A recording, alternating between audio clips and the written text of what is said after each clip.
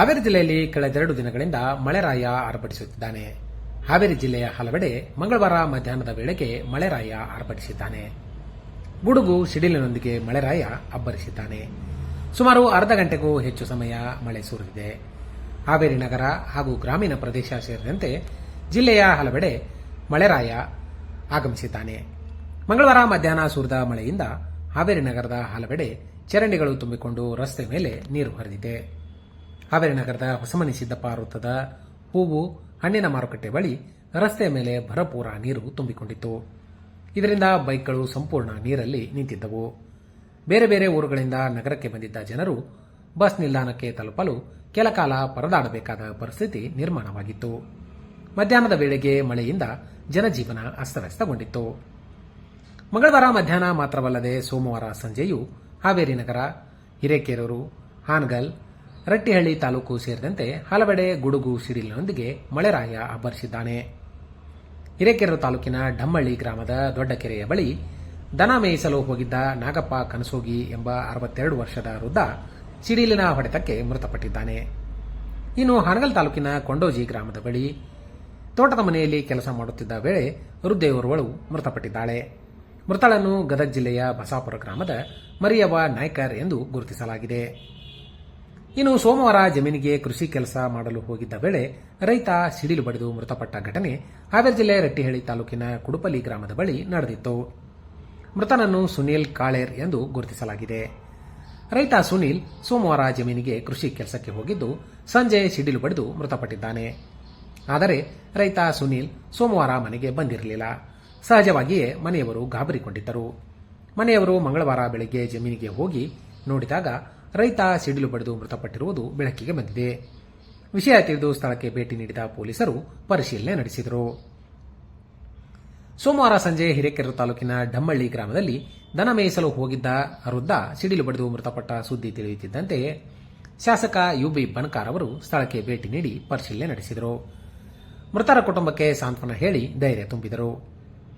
ಮತ್ತೊಂದೆಡೆ ಸೋಮವಾರ ಸಿಡಿಲಿಗೆ ರೈತ ಮೃತಪಟ್ಟ ಪ್ರಕರಣ ಮಂಗಳವಾರ ಬೆಳಕಿಗೆ ಬರುತ್ತಿದ್ದಂತೆ ಕುಡುಪಲ್ಲಿ ಗ್ರಾಮದ ಬಳಿ ಇರುವ ಜಮೀನಿಗೆ ಪೊಲೀಸರು, ಕಂದಾಯ ಇಲಾಖೆಯ ಅಧಿಕಾರಿಗಳೊಂದಿಗೆ ಭೇಟಿ ನೀಡಿ ಶಾಸಕ ಯುಬಿ ಬಣಕಾರ್ ಅವರು ಪರಿಶೀಲನೆ ನಡೆಸಿದರು. ಮೃತನ ಕುಟುಂಬದವರಿಗೆ ಸಾಂತ್ವನ ಹೇಳಿ ಧೈರ್ಯ ತುಂಬಿದರು. ಮೃತರ ಕುಟುಂಬಗಳಿಗೆ ಸರ್ಕಾರದಿಂದ ಬರುವ ಪರಿಹಾರದ ಹಣವನ್ನು ಆದಷ್ಟು ಬೇಗ ದೊರಕಿಸಿಕೊಡುವಂತೆ ಸ್ಥಳದಲ್ಲಿಯೇ ಇದ್ದ ಅಧಿಕಾರಿಗಳಿಗೆ ಸೂಚನೆ ನೀಡಿದರು.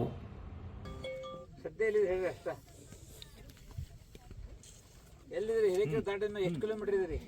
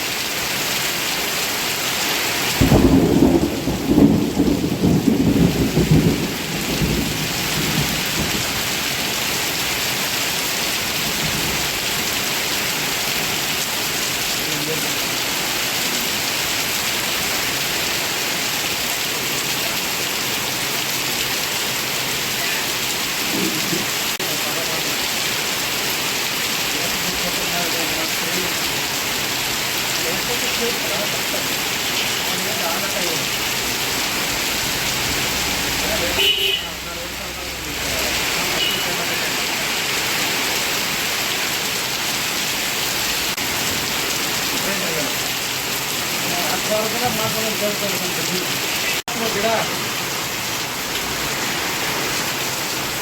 ಹಳೆಯಾಗದು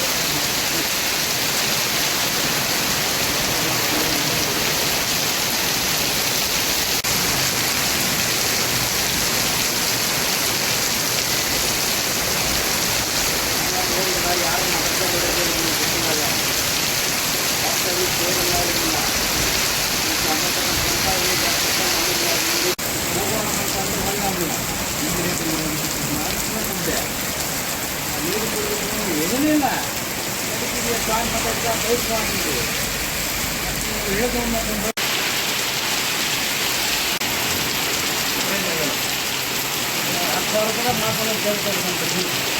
ಗಿಡ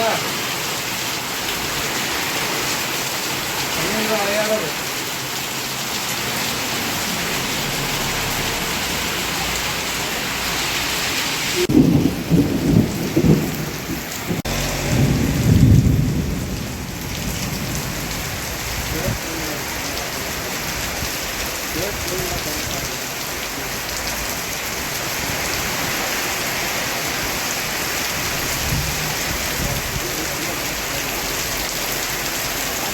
ಜಾಸ್ತಿ